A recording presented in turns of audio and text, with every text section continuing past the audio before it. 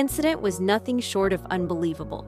A beautiful young cop, stranded and alone, gets pregnant by a man old enough to be her father.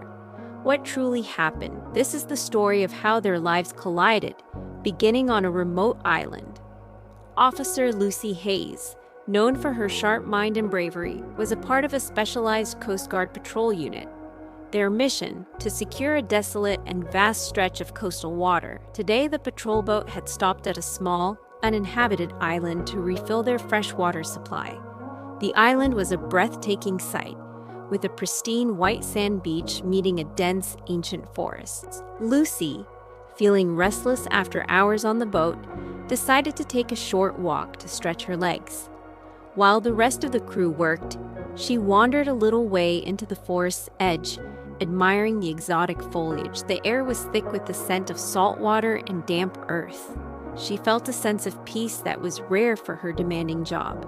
But that peace was shattered by the distant rumble of an engine. Her heart leaped into her throat as she peered through the trees. The patrol boat was slowly pulling away from the shore, its hull slicing through the gentle waves. "Wait! Hey! I'm still here!" she screamed, her voice hoarse from the sudden panic. She ran, her boots kicking up sand, her arms waving frantically, but it was no use. The boat moved steadily onward, a growing silhouette against the horizon, until it was just a tiny dot. Her mind raced. She reached for her radio, her fingers fumbling, only to find the battery was dead. Her cell phone was also useless. No signal, just a blank screen. She was truly alone. The sinking sun cast long shadows, painting the sky in fiery orange and purple hues. Fear, cold and sharp, began to creep into her heart. She was a trained officer, a survivor. But this was a different kind of danger. She had to find shelter for the night. She had to believe they would realize she was gone and come back for her. As she turned to look for a safe spot, a sound cut through the silence, the snapping of a twig, followed by the soft crunch of leaves. Every instinct in her body screamed for her to be alert. In one swift motion, she drew the folding knife from her belt. "Who's there?" she demanded, her voice firm despite the tremor in her hands. From the deep shadows of the forest, a figure emerged.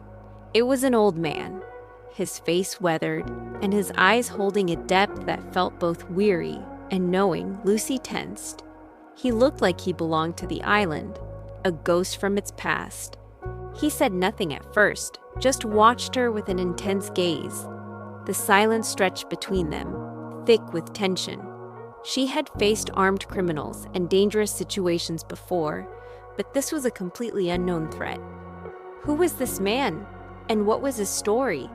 "Who's there?" Lucy repeated, her voice steady and commanding. The old man remained silent for a moment, his eyes scanning her uniform, her face, and finally the knife in her hand. A faint, knowing smile touched his lips. "You don't need that," he said, his voice a low, gravelly rasp. "I'm no threat to you. I've been alone here for a very long time." Lucy didn't lower her guard. "Who are you?" The man slowly walked toward a large, flat rock on the beach and sat down, gesturing for her to do the same. His movements were slow, but deliberate. He looked exhausted, as if he carried the weight of the island on his shoulders, yet his eyes were sharp, full of an unyielding resilience. "My name is John," he said, staring out at the vast expanse of the ocean. "I used to be a Marine, stationed in these waters more than 30 years ago." Lucy's mind immediately went to her training and the countless historical files she'd reviewed. "Captain John, there was a report. A unit went missing during a reconnaissance mission. You were all declared lost at sea." He nodded, a bitter sadness in his eyes. "That's me. My ship was hit by a rogue wave during a storm. I was the only one who survived, washed ashore here, with nothing but the clothes on my back. I waited. For days, then weeks, then months. No one ever came. I figured they'd given me up for dead." He paused, his gaze fixed on the waves. "And so, I became a ghost." Lucy slowly lowered her knife, her curiosity overpowering her caution. To survive here, alone, for decades. It was a feat of human endurance she couldn't comprehend. "How did you do it?" she asked soft. How have you survived all this time? This island has everything you need if you know where to look, John said, his tone matter-of-fact. I learned what plants were safe to eat, how to catch fish with my bare hands, how to find clean water. Survival isn't a choice here. It's the only option. A wave of exhaustion washed over Lucy. She sank onto the sand, her tension finally easing.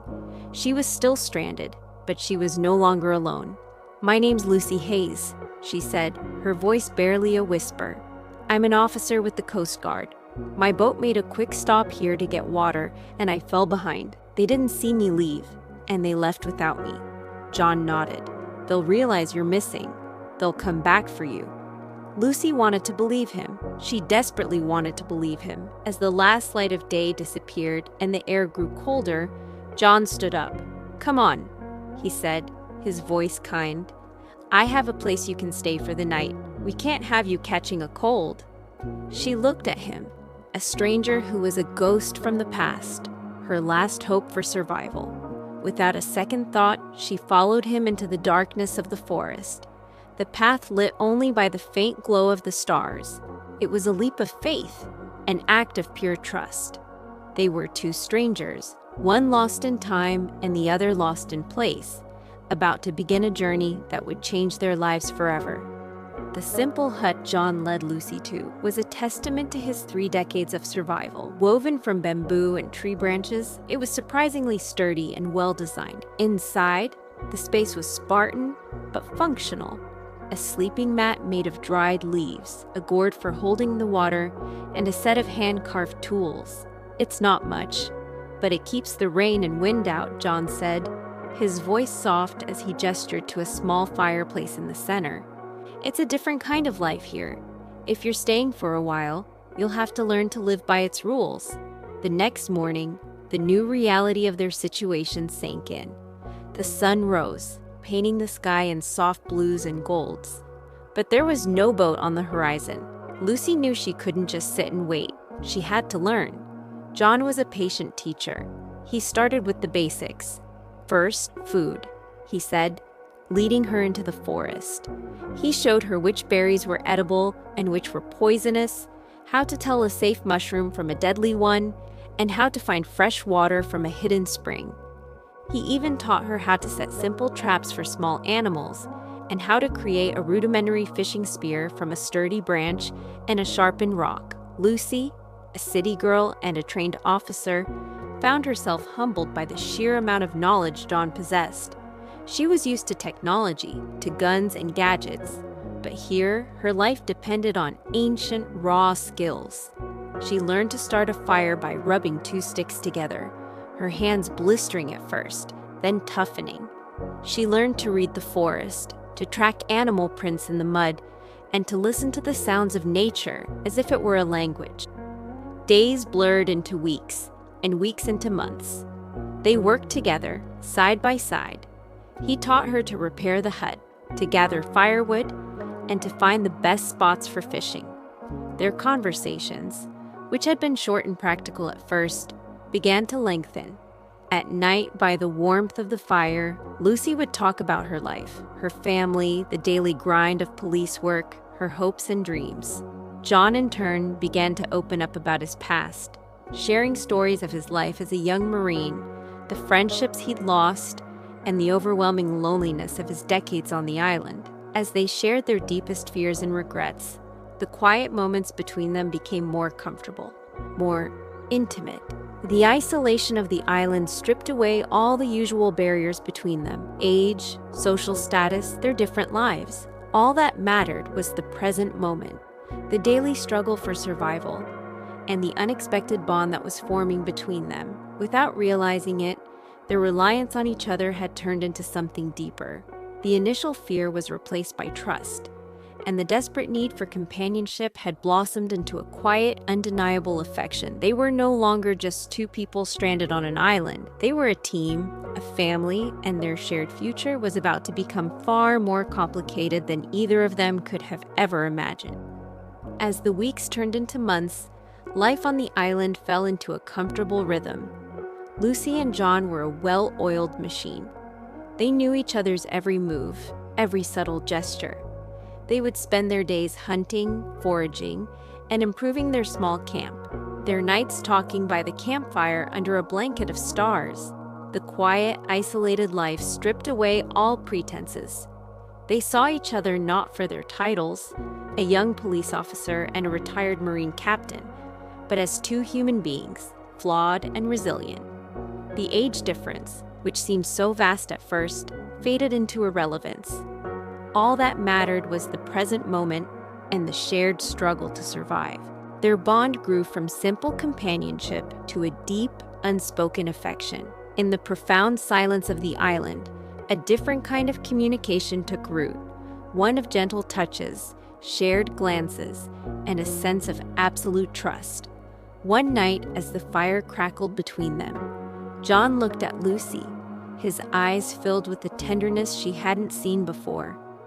"I never thought I'd find happiness again," he said, his voice barely a whisper.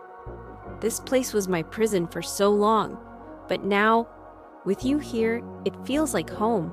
Lucy smiled, her hand gently resting on his. "I feel the same. I was terrified at first, but now, I wouldn't trade this for anything."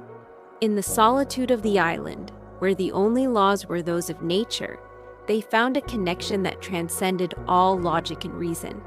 They were simply two people who needed each other, who had found a haven in the most unlikely of circumstances. The quiet moments of companionship turned into something more, a love that grew from shared experience and mutual respect. Several months later, Lucy began to notice subtle changes in her body, a strange fatigue that lingered despite getting enough rest, a sudden aversion to the smell of certain foods, a persistent feeling of nausea in the mornings.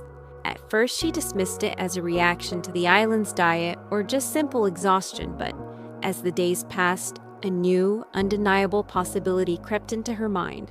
Her stomach felt different, a soft fullness she hadn't noticed before. Her hands trembled as she placed them on her lower abdomen, a wave of shock and disbelief washing over her. Could it be?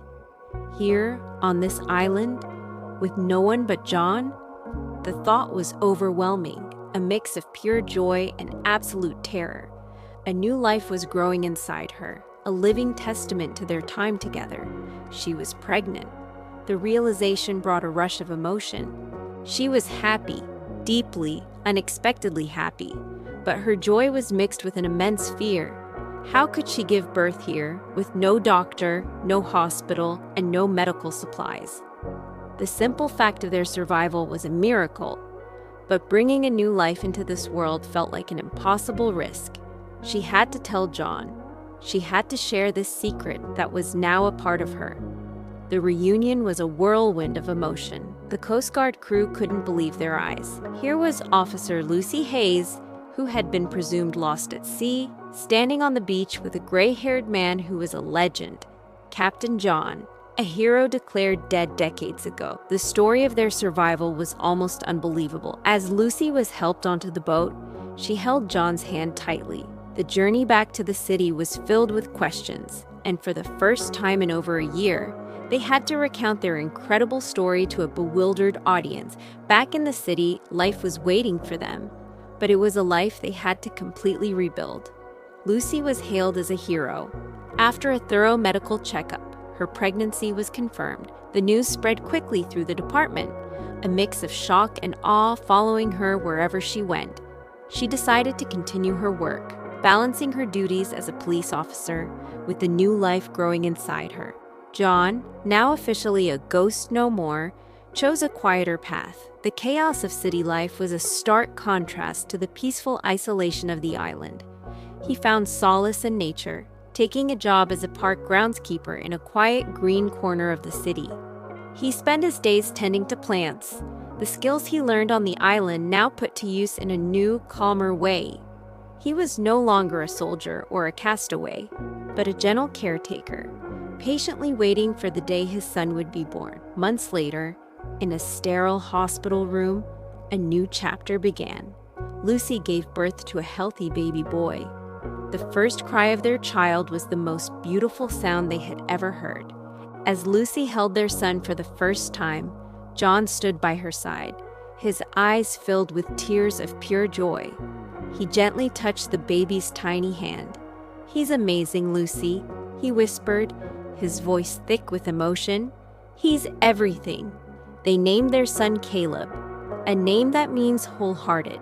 Their journey, which began with a series of misfortunes on a deserted island, had led them to this moment. They were no longer two lonely individuals who were lost in their own ways. They were a family bound not by fate, but by love. Their story became a legend. It was a tale of resilience, of love that defies age and circumstance, and of hope found in the most desperate of places. Lucy and John showed that life's most unexpected twists can lead to its greatest blessings. Their island, once a prison, was now a sacred memory, a place where they not only survived but also found true happiness, a happiness that they now shared with their son, Caleb, the beautiful result of their extraordinary life together.